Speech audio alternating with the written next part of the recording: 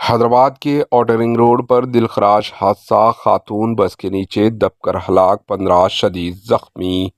شہر حیدرآباد کے مضافات میں ایک خانگی ٹریولز کی بس بے قابو ہو کر اوٹر رنگ روڈ پر الٹ گئی۔ یہ حادثہ اتوار کی رات پیش آیا۔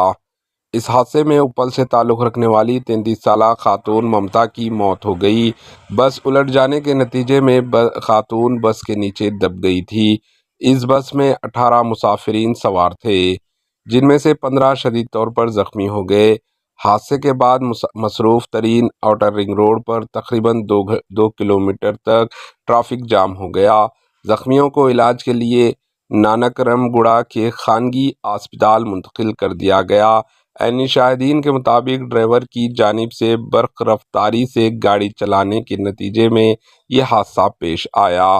معلوم ہوا ہے کہ خانگی بس گچی بولی پٹنچور سے پڈوچیری کے سمت جا رہی تھی۔ پولیس اس بات کی تحقیقات کر رہی ہے کہ حادثہ کیسے رونما ہوا، کہیں بس ڈرائیور حالت نشے میں تو نہیں تھا۔ Bureau report, AHN news.